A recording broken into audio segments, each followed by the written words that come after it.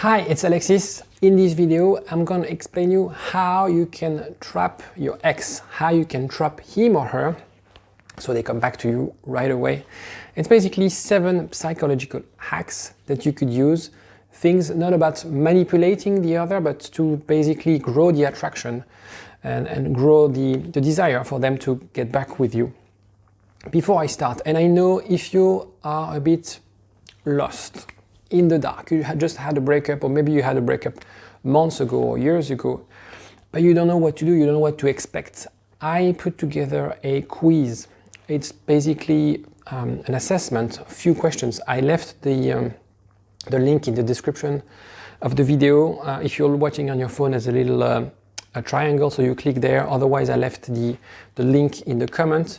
Basically, this quiz will really help you understand basically if you have any chance to get back with your ex. You get an answer right away, and from that you can start to really design and plan your set up the action plan for you to get back with your ex.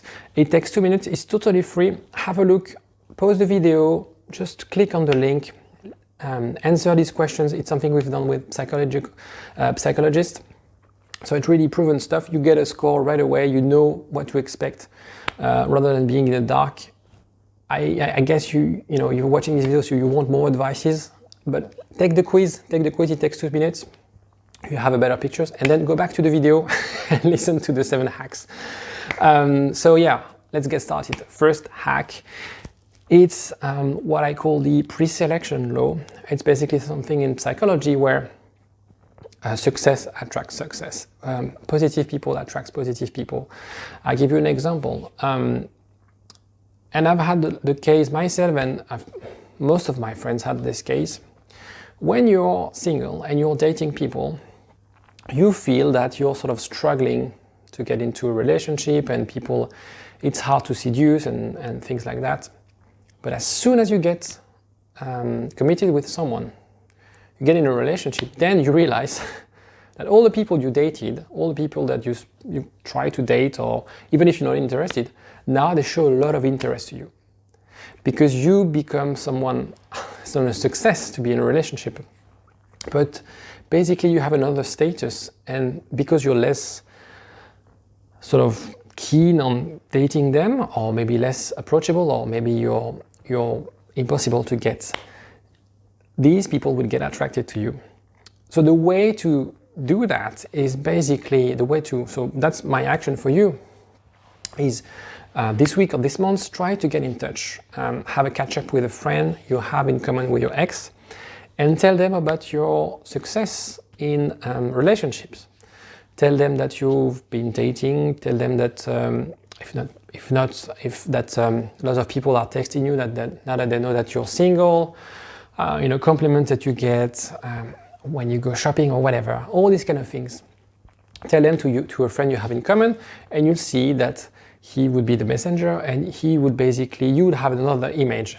Rather than being the loser, or the one that is suffering, or the one that is down and depressed, you come across as someone who's like actually successful and maybe harder to get. That's the first one of the first hack. It's very efficient. Use it in a very subtle way. All these hacks that I'm going to share, use them as, but you're smart, use them as in a very subtle way, because otherwise you'll be caught as someone who's lying, and you don't want to be perceived as a liar. The second hack is what we call the FOMO. So if you don't know the term FOMO, it's fear of missing out.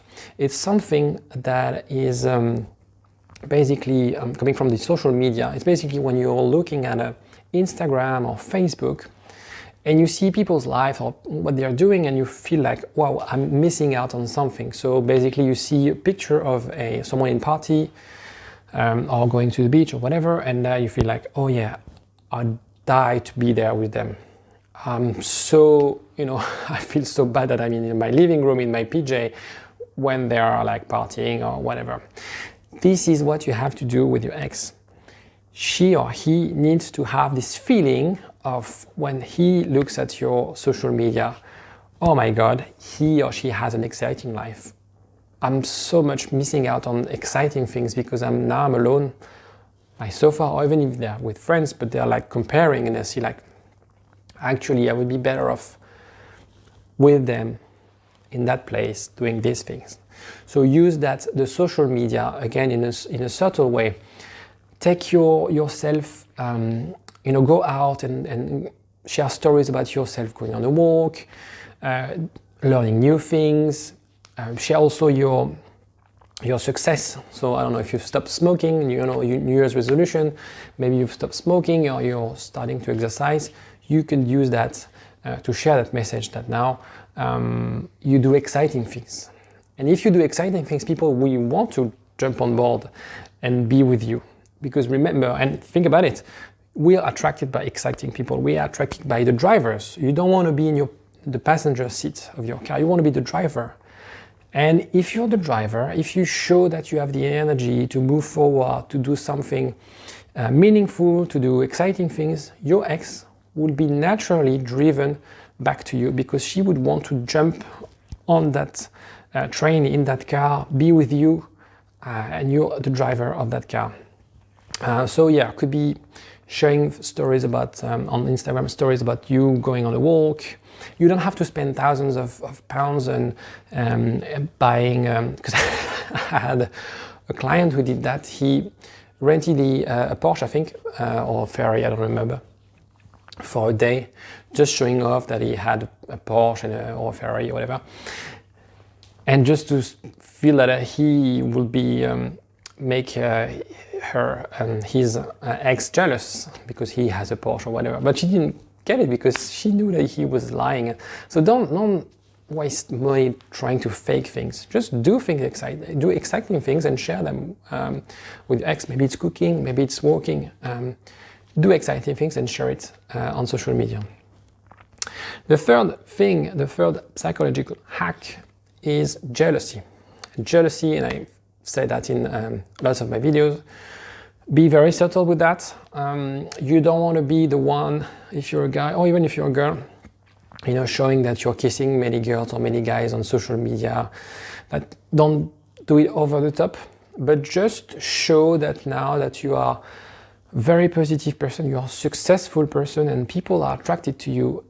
And this will really, really drive your ex crazy.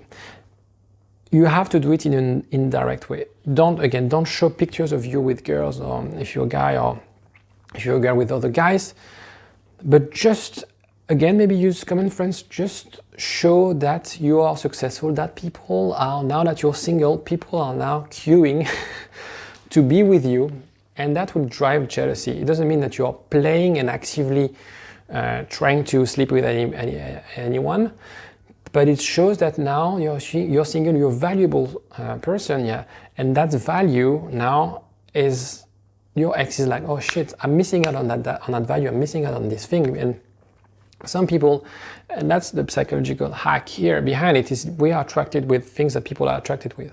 So when you buy something in the shop, and because I've worked with retail in the past, and one of the best way to sell something in the shop is to say, this is our most popular item.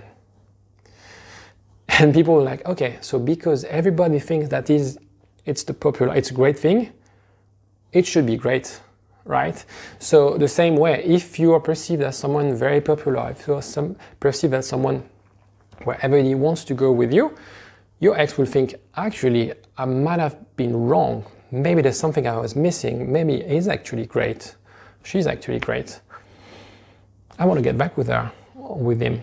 You get it? So jealousy, a very subtle way. Remember of that salesperson who trying to sell you something in shop. He will tell you, buy this item. It's our most popular. Oh, I just have 2 left, right? Because also rarity, scarcity is very important. Be very difficult to get. Fourth is body revenge. We're in January. I'm shooting this video in January. New Year's resolution. Maybe you don't feel really great about your body. It's the time to go out, do some sports, eat healthy things. Don't overthink about sports. You could be working for a day. So for example, myself, I challenge myself to do 10,000 steps a day, because I can't really run with my knees.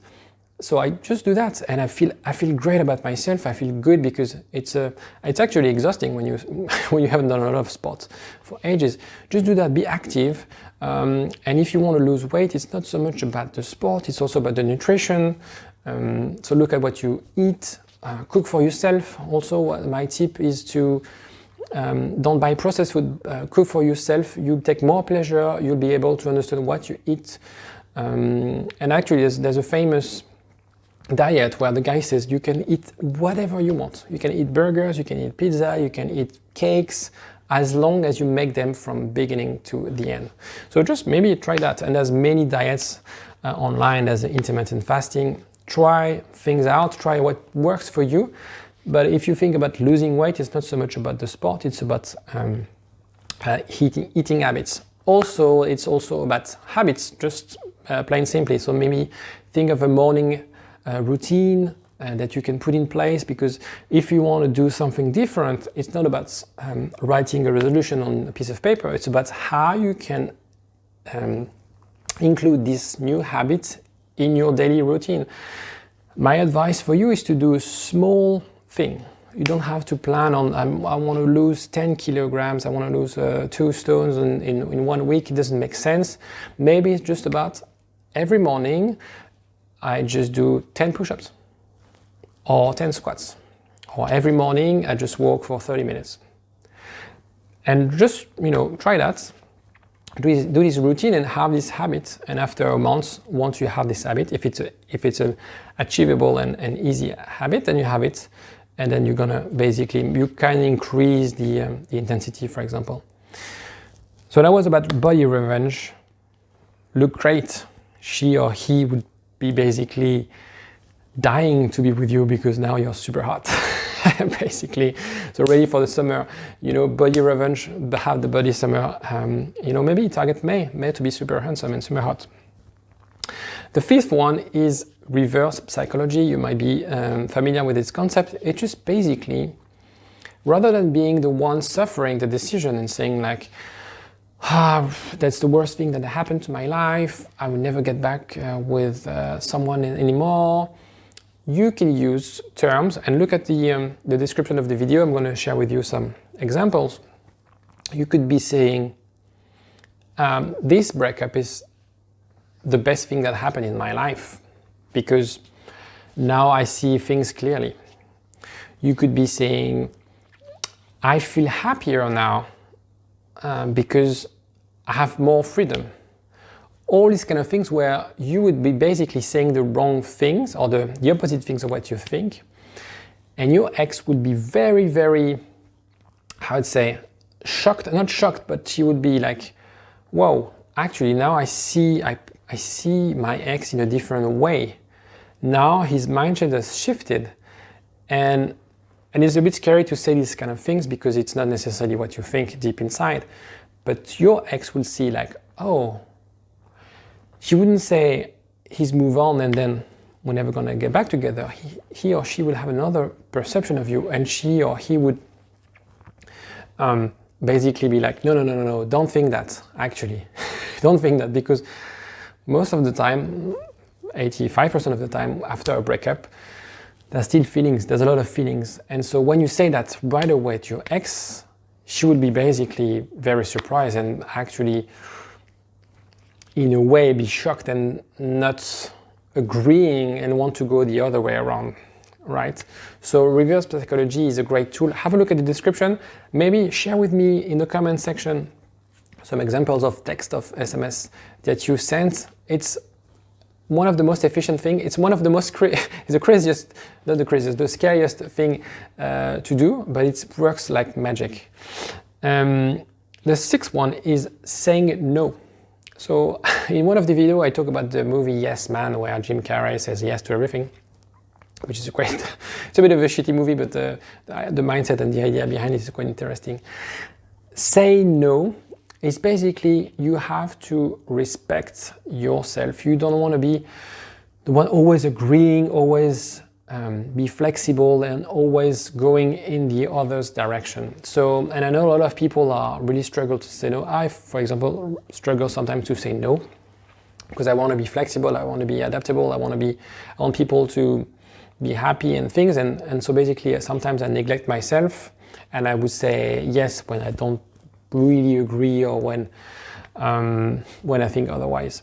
So saying no is a great way to stand for your convictions and also to show your, sort of a new status. So, and also sort of a charisma as well. I know people are really, when you stand for something and when you don't agree with something, people start to respect you more, right? So if you're struggling to say no, just say no to small things like, if your ex tells you let's have dinner at 8, you just say no, I can't at 8, but we can do at 9.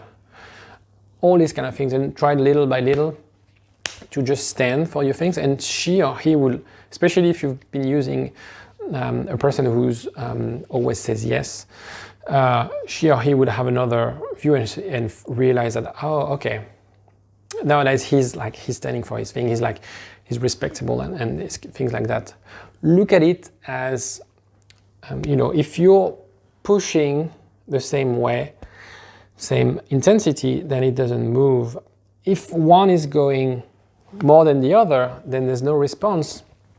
It's not interesting. It's like watching a football game where it's Liverpool against, championship or, a really bad team in cup. They win 6-0. There's no point watching the game.